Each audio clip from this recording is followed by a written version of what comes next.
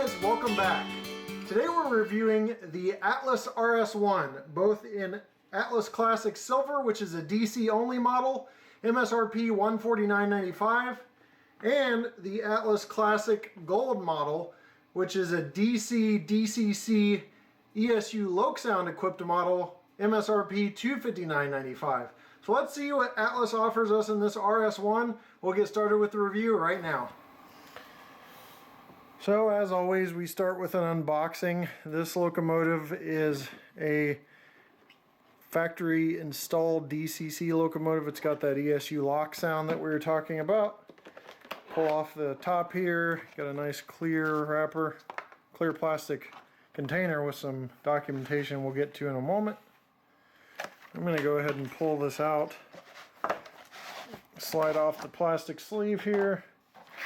Looks like you set it down and lift the lid off, and here we have the locomotive. A couple braces to pull out here. This is the New Haven locomotive, and we have to remove some screws down here, so we'll pause and do that and be right back.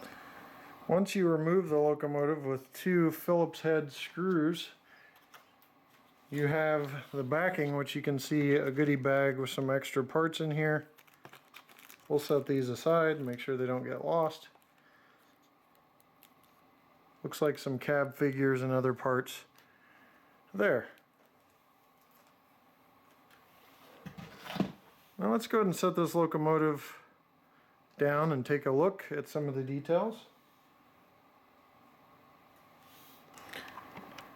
So let's take a look at this locomotive in a little more detail and point out some things that jump out at me. We'll start on the radiator section of this locomotive. You've got the cab number here, radiator grills, nicely done. New Haven's nicely printed along the edge. We do have handrails that are thin, but yet pretty durable. I don't see any real problems with these breaking or anything that I can notice. You got some really nice truck detail. A little hard to pick up on because it's so dark, but the right angle will reveal the nice truck detail here, and the nice stair detail separately applied at grab irons. You've got Atlas's couplers on here. The couplers are plastic. I'm gonna set it back on the rails here and move along. You've got nice lift rings on this locomotive. You can see the lift rings, 4 right here on this long hood section. You've got the exhaust, you've got a horn, you have cab figure details. So there are cab figures installed, so you don't have those ghost locomotives running with no cab figures. Swinging it around, you've got the other coupler on this end, some nice separately applied grab irons. You've got the big brake wheel and the headlight, which is an LED golden headlight. We'll take a look at that when it's in operation. You've got coupler cut levers that are separately applied. You've got the nice thin handrails on this end that seem to hold up fairly well. And you've got a cab figure installed on this side as well. And more of the same detail on this end. You got some piping detail over here. And you've got that 3-window cab, which is accurate for the RS-1.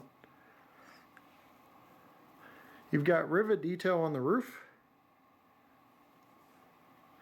and a lot of nice detail alongside of the locomotive, including the sand filler hatches down on this end.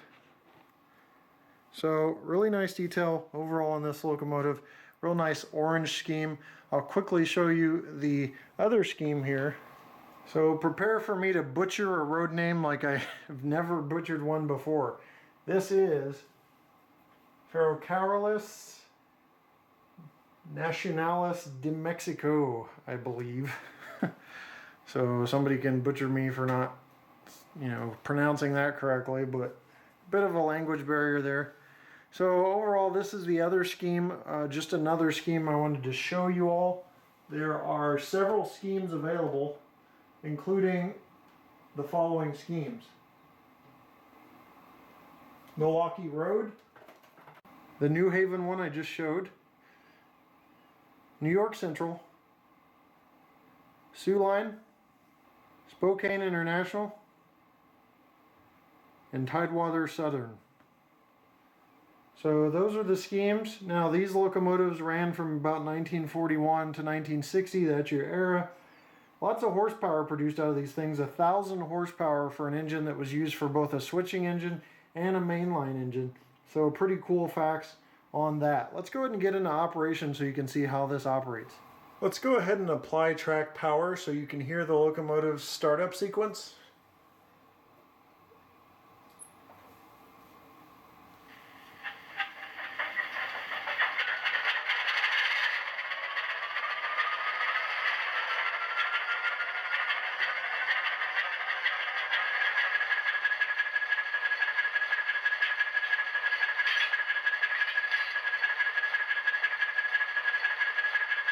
We'll go ahead and turn the headlight now on. You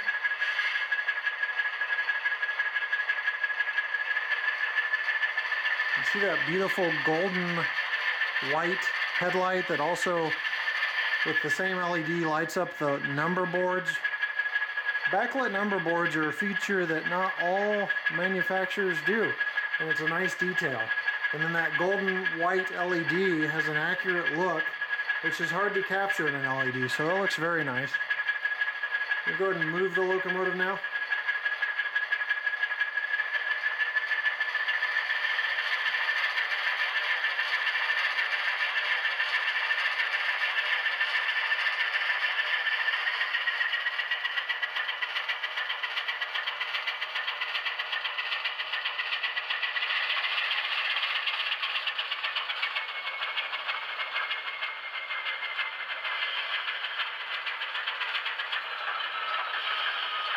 Switch direction.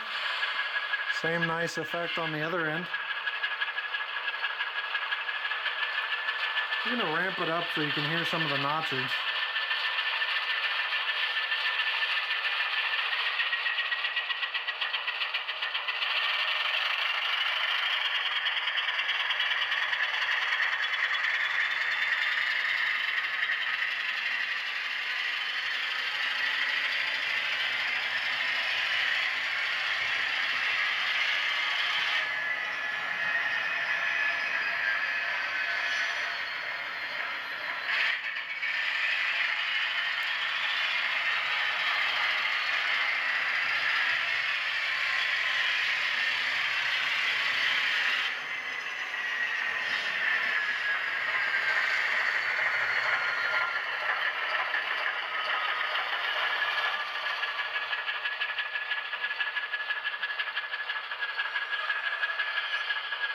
There's some nice brake squill there. Let's go ahead and listen to a few sounds of this ESU decoder. Bring it back front and center here.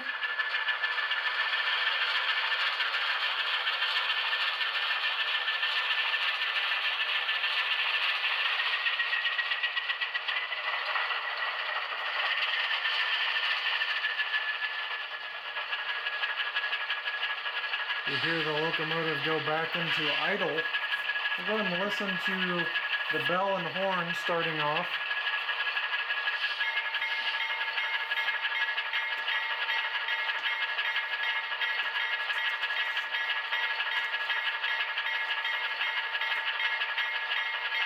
The bell, obviously. Here's the horn.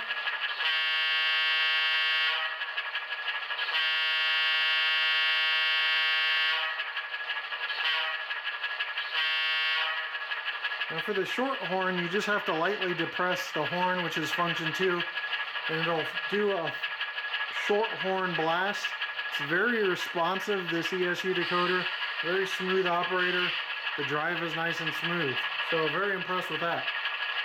So let's go ahead and do a couple short blasts to show you how responsive it is. See, that's all still using function 2, the same one as the long, as I would hold for the longhorn. So, very impressive. Now we've got a lot to cover, so that's all I'm going to go over in sounds. You heard the brake squeal, the notch up, the bell, and the horn, but we've got to cover weight and pulling power. So let's go ahead and move into that and then wrap the review up. Here's a pulling power test.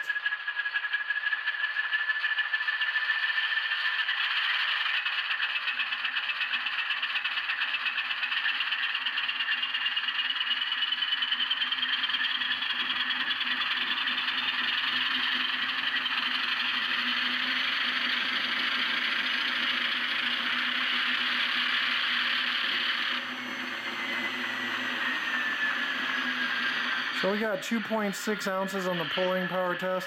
Pretty good for a small locomotive. You can tell this has some weight to it. So I'm going to go ahead and release that now. The pull test meter showing 2.6 ounces. Let's go ahead and check out the weight. So I'm going to tear this out to 0 grams. See what this locomotive weighs. 343 grams, 12.1 ounces, and 0.343 kilograms. So that's a pretty beefy locomotive, especially considering its size. Has a nice weight to it for its size. You can tell they packed down some weights in this locomotive. Overall, real nice weight. Let's go ahead and wrap this review up. Well, that wraps up the review of the Atlas RS-1. I hope you enjoyed seeing the details, hearing the sounds from that awesome ESU Loksound decoder. I'm going to leave you with a run-by of the RS-1 by itself on the newly formed layout over here with just a quick backdrop posed up so you have some sort of scenery to see it run by on. And I'll catch you next time right here on my channel. Take care.